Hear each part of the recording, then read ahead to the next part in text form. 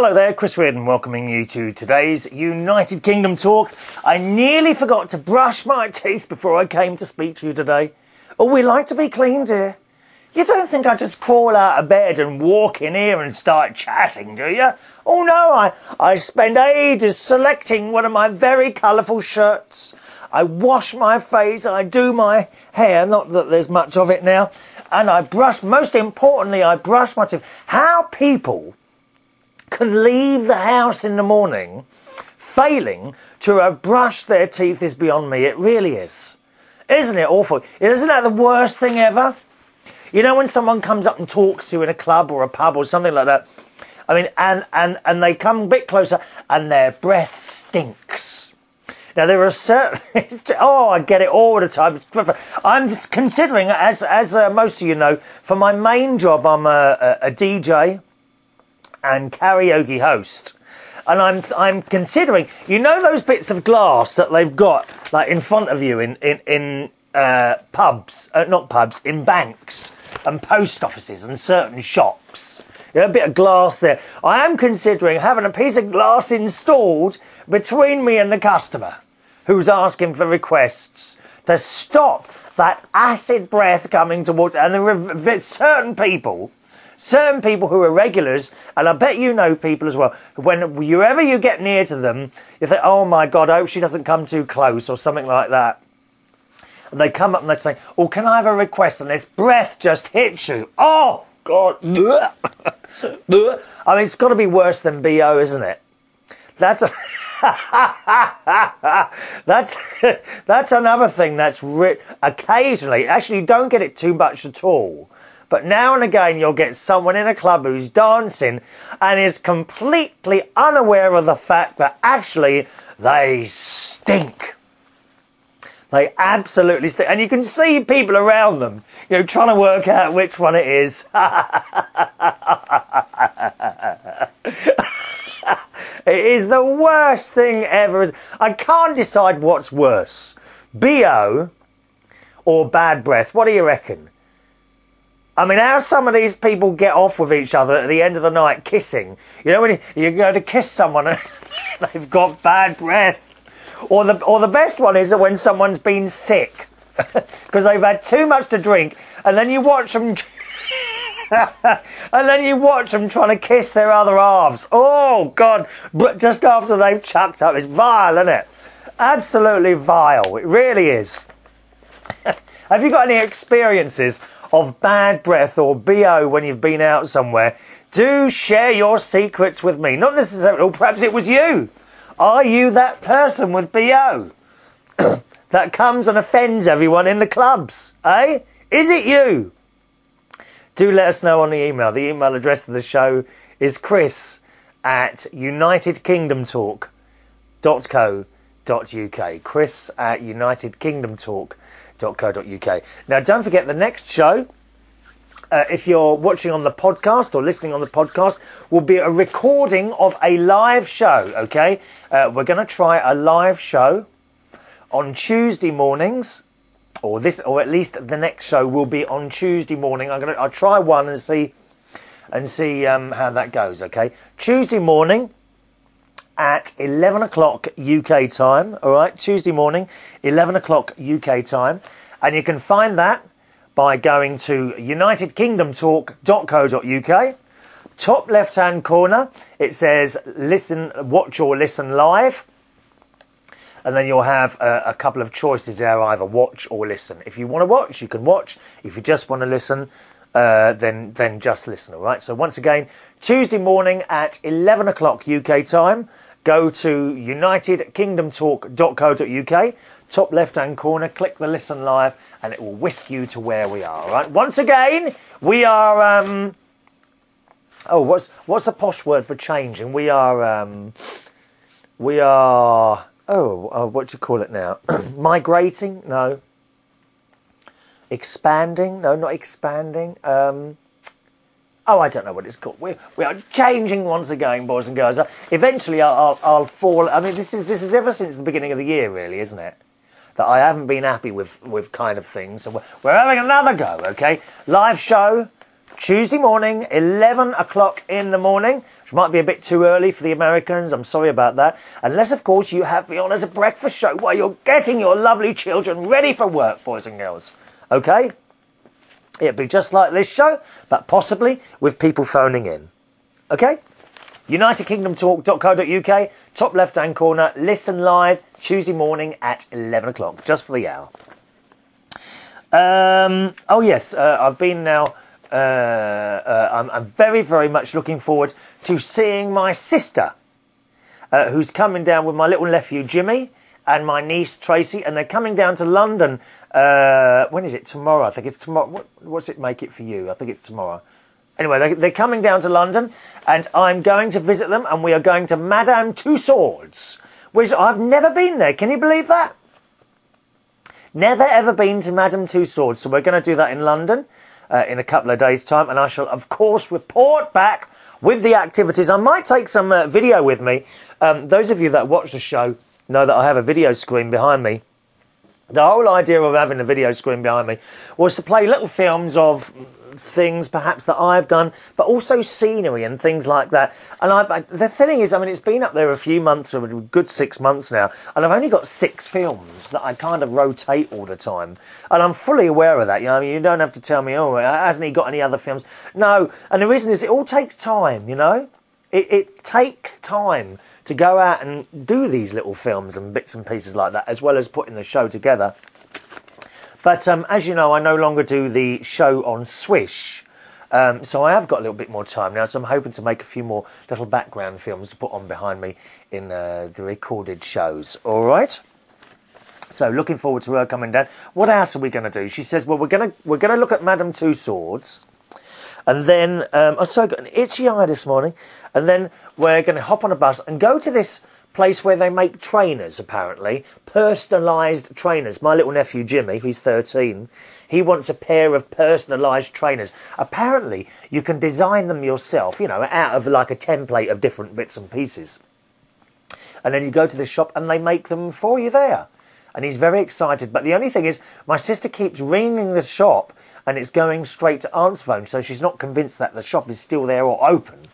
So it remains to be seen. So very, very much looking forward. I shall, of course, take photos and lots of video, because we like the family thing. So that's happening. Also, I shall be getting on a bus. I've decided not to drive in because it really is a busy area where Madame Tussauds is. So I've decided not to drive in. I shall catch an early train in the morning and train in and train out back again. So that's that. Looking forward to that. Might even get on London bus. I haven't been on a London bus for, oh my word, must be coming on 28 years now. I used to go on a bus many, many times a day going to school and around where I lived in Roehampton, southwest London. I haven't been on a bus for about 28 or 30 years, so I'm really strangely looking forward to that. Apparently, you don't pay with money anymore. You've got some sort of Oyster card or something like that, so I need to look into that before we go. Also, a couple of days ago, I went to visit my aunt and my uncle. You remember I told you my uncle has a inoperable brain tumour. I picked up my auntie, Aunty Renee. Isn't that a wonderful name? Aunty Renee! I love that name, Aunty Renee. Oh, she's wonderful. And Aunty Renee, she's a wonderful cook. She cooks dinners. She is fantastic. And she will tell you how it is. That's what I really like. I like all my aunts. Very, very lucky. You know, sometimes you get families or people who tell you that they've had a horrible childhood, or Aunt so-and-so's really horrible, or Uncle whatever does this, or, you know, I got treated badly by my mum and dad. I had none of that. Very, very nice. Lucky, perhaps. Well, it's not lucky, is it, really? It's just how the people are. Wonderful family I had. Absolutely wonderful family. You know, you do hear these stories of people that have had problems with their childhood, with their mums, and perhaps the dad's an alcoholic, or the mum is all out. And, you know, I can't talk about that because I didn't have any of that. Wonderful childhood I had. Anyway, I went to pick up Aunty Renee in London because she was coming with me, and come back out again to where my other auntie and uncle live in Tring, which is in Hertfordshire. Fair old journey that. I left my house about 11:15 in the morning, got to Aunty Renee's. Now, she lives in South London. Didn't get there till about 1:45. Good hour and a half drive. And then leaving Aunty Renee's, we got to my aunt's about 3 o'clock. So a good, 11:15, 12, 1, 2, nearly a 4-hour drive in the morning. But nevertheless, all worth it. We saw my auntie. She opened the door. They got a lovely little cottage in Tring. Beautiful little place. And my aunt, she was sort of kind of running around the place, making herself busy. When I think when people have got someone who's not very well, and indeed it's not looking good, they make themselves busy to try and take it off their mind all the time. And she was running all over the place, She'd done us something to eat, and we just sit there and talked most of the day. My uncle doesn't really want to see anyone. For whatever reason, he doesn't really want to see anyone. But I did eventually manage to put my head round the door, and his eyes were open. He says, "Oh, hello, Chris." At first, he kind of looked at me. I said, "Oh, hello." And he said, "Hello." I said, "It's Christopher." He said, "I know it is." So I went over and sat next to the bed, and he said, he's never had anything wrong with him. This is one of those, I'm sure you know people who have never had anything wrong with them, and then suddenly something awful. And he said to me, "I'm sorry I'm not myself. Thanks for coming. I really appreciate you coming." And that's about the conversation we had. And then I went back out to the living room. But those words were very special. "Thanks for coming. I really appreciate you coming," he said. So all we can do really is cross our fingers there. He did have some radiation. I always get this wrong. Radiotherapy. I had to make a mask for his head and do the radiotherapy. But he got the tests back last week, and the tumour hasn't shrunk at all. In fact, it's got bigger. So it's not really looking very good. But, things turn around sometimes. But they are a wonderful couple. My aunt is the sister of my mother, you see. And I'm also very concerned for her, because it's one of those relationships where they have done everything together. Where the term "your other half" really does mean your other half. They do everything together. She's got a few little interests and things, and he had a few little interests that they did separately, but 95% of the time they were together. And I hope she doesn't lose him, but if she does, that really concerns me. Suddenly you're alone after must be over 40 years they've been together. Gone. Alone. And that just must mean one of the hardest things. And I often have said over the years doing this show, how I would like another half, and I never seem to have been able to find one. I don't know why. I met so many people. And maybe that's the problem with me. The fact that I've met so many people, and maybe the next one, and then you get to a certain age and it just stops. No longer are you chatted up. And it's blooming well painful. It really is. But sitting here, walking around the house sometimes, not now, at this very moment, I don't feel lonely because you're chatting to me, yeah? And I'm chatting to you. I know that might sound stupid. Some people are, well, how does it? Why does he think you're chatting to me? I can feel you there, so I don't feel lonely at the moment. But the moment the camera goes off and the lights go off in here, then sometimes you start, I feel a little bit lonely again. But I don't think anything can come close to the loneliness that someone must feel when their other half, their true other half, Not like some of these blooming celebrity marriages, which are an absolute sham. Absolute sham. Not like some of these celebrity marriages where they come together for, like, you know, a few hours a week. And then one jets off somewhere, another jet. That's not a marriage, is it? Come on. That is not a marriage. A marriage where you spend most of your time together. Surely it is. And I could not... Anyone else who's perhaps on their own and has been on their own, maybe you've never had a really long-term relationship. I don't think I've had a single long-term relationship of more than a couple of years. But people who have been together for 20, 30, 40, 50 years and suddenly lose the other person, that is a true other half. How do you cope with that? I could never feel the loneliness that that definitely my mother felt after she lost my dad. Together for 40 years. So in that respect, perhaps those of us that are on our own are better off. Yes, we get that lonely feeling in the house sometimes, but you know, sometimes we find something to do or watch the telly and it kind of takes your mind off it. But to actually be with someone for so long and then lose them,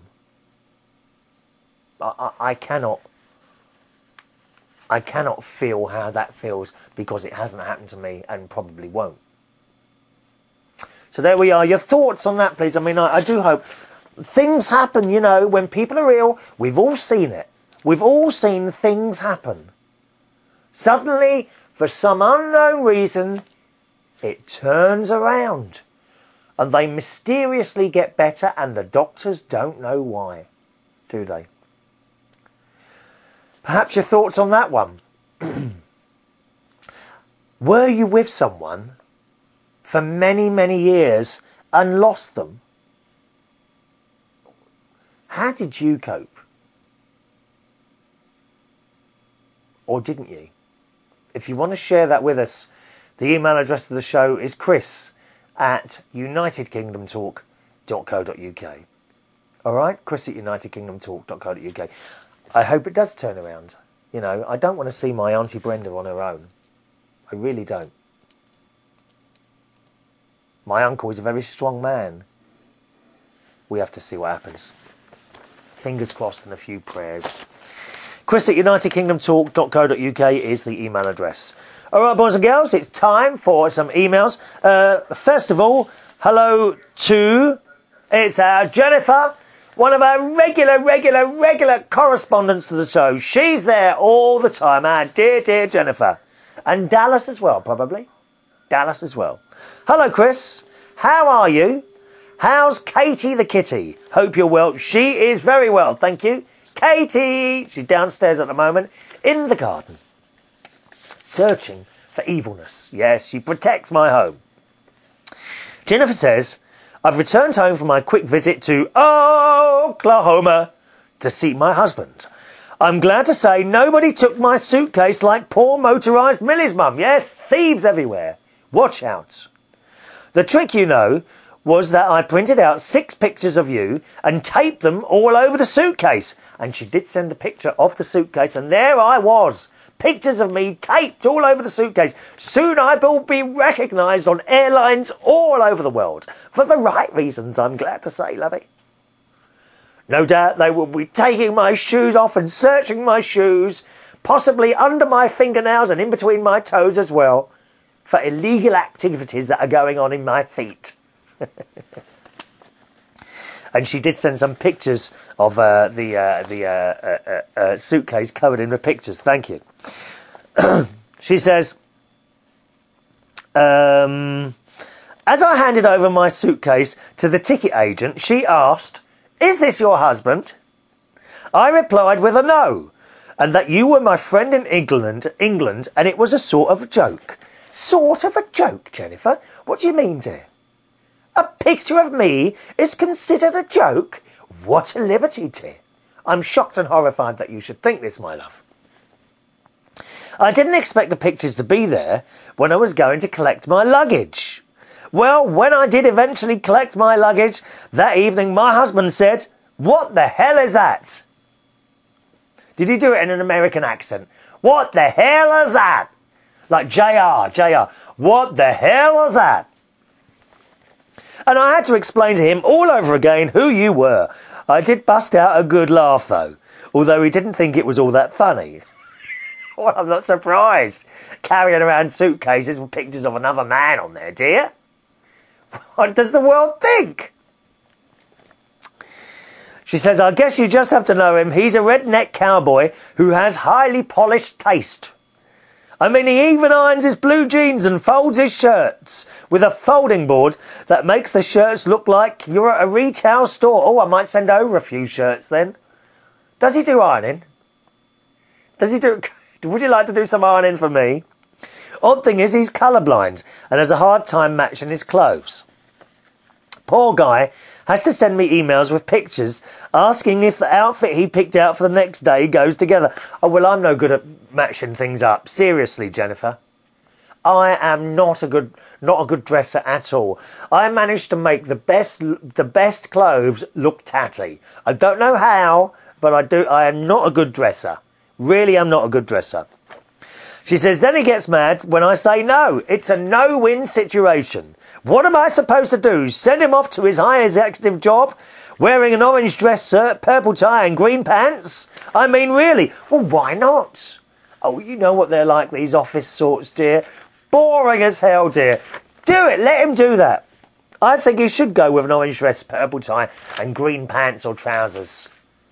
It might give them something to talk about, sitting there at their desks all day long, typing and taking phone calls. No, thank you. There's plenty of people listening to the show who are doing that at this very moment, aren't you? You're sitting there at a computer desk, secretly listening to me. You are a secret listener. Yes. Are you a new secret listener? Have you been listening to the show for a while and never written in? Tell me where you are and what you're doing. Email address, chris@unitedkingdomtalk.co.uk. She says, I've got some very interesting stuff to tell you about my trip. Although I'm so tired at the moment, but I'll give you a hint. It has to do with baby cows. Well, it's getting late and I have to prepare my lunch for tomorrow. I'll be picking out a couple of packages of cookies as you requested. I do have a couple of comments from Tuesday the 25th show, but they are on a sticky note on the cookie tree. Oh, what's the cookie tree? My work, you see what I mean? I know all your American listeners will know what the cookie tree means when it comes to Keebler. What is the cookie tree? I'm intrigued by this. Well, have a good day and play the music right at the bar. Don't need Vicky cursing at you. Cheerio from Jennifer. We love Vicky, my manager. Yes, I love Vicky. Thank you, Jennifer. I know you sent that in a little while ago, my darling. Now, the cookies, since Jennifer sent this, she sent me a note telling me that she'd made the package of cookies and things like that, put all this stuff in a box, took it to the post office, and the postage was going to be $50. Now, Vicky, darling, it's very nice for people to send things, but $50 is too much. Please, I want you to take those cookies out of the box, okay? And anything else heavy that you've got in there, I would love for you to eat those cookies on my behalf, because quite honestly, that is too much to be sending stuff through the post costing as much money as that, my darling. Okay? Please, please do not spend a fortune sending stuff like that through the post to me. It would be greatly appreciated, but I'd rather you didn't, because it's a lot of money for someone just to put the postage on, you know.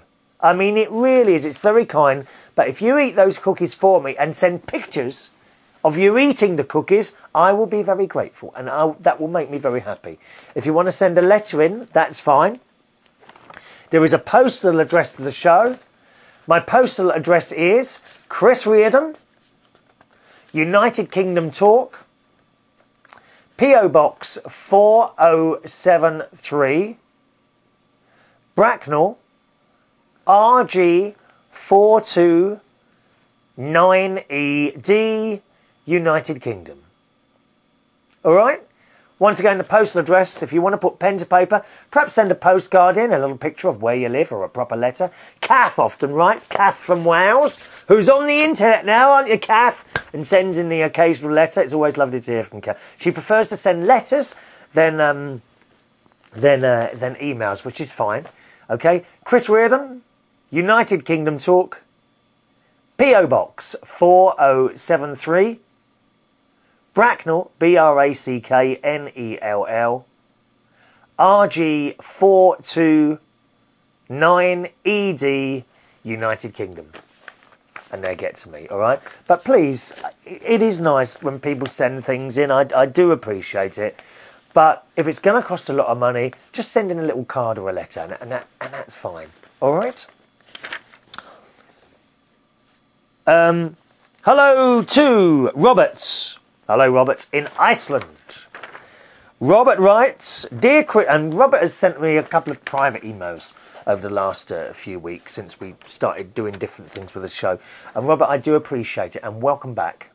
Welcome back, Robert. Okay.